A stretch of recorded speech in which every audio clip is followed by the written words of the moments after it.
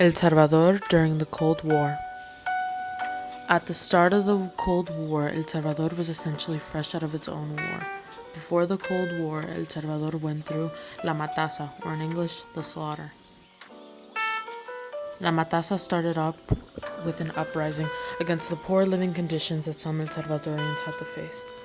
An insurrection was formed by Agustin Farabundo Martin, who was one of the founders of the Central American Socialist Party, but he was imprisoned before the insurrection was put into place. But the uprising still went on. At first it was successful, but in a matter of days they were overwhelmed by the Salvadorian military, and not soon after, anyone who looked or sounded indigenous was killed. In total, 30,000 were killed. During the Cold War, around the 1970s, the U.S. started to encourage the Christian Democrats to join a new government, which the former exiled mayor of a small town, José Napoleón Duarte Fuentes, accepted. The United States government believed its extensive assistance to the El Salvador's government was justified on the grounds that the insurgents were backed by the Soviet Union. The U.S. also gave El Salvador a lot of economic help. It's estimated that it was about $1 to $2 million a day. Not only that, but Moscow also backed the Farabundo Martin Front for National Liberation, a radical political movement in El Salvador whose main foreign support came from Cuba and other leftist third world governments. So in short, El Salvador had its own personal fight against communism and capitalism.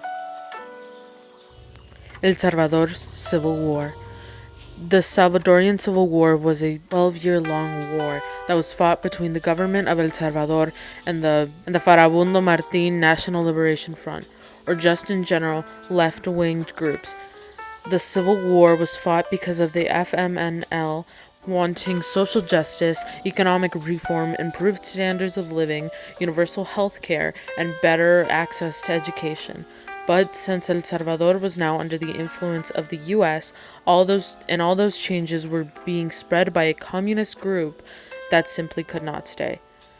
The El Salvadorian military destroyed entire villages and displaced thousands of people, while paramilitary death squads targeted peasants whom they believed to be organizing a revolution against the government.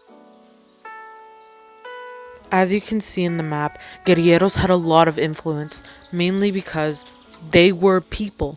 They were speaking for the people around them, for the people who had the same living conditions as them. So, they had a stronger voice and a stronger message.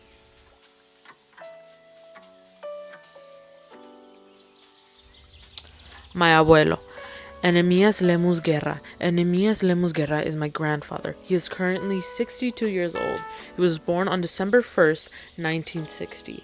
He was essentially drafted into war at the age of 16. They caught him in the middle of buying his food. Currently, my grandfather has 5 children, including my mother. As a child, my mother recalls hearing gunshots through the night. This is my abuelo.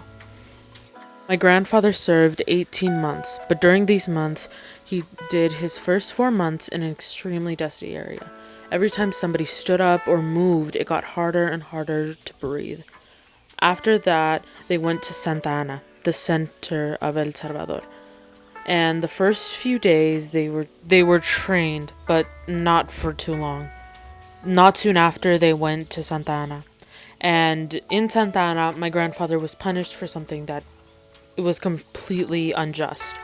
In Santa Ana, his sergeant told him to go straight head first into an open fire of guerrilleros. He refused, and so his sergeant went head first. And unfortunately, he got shot in the head.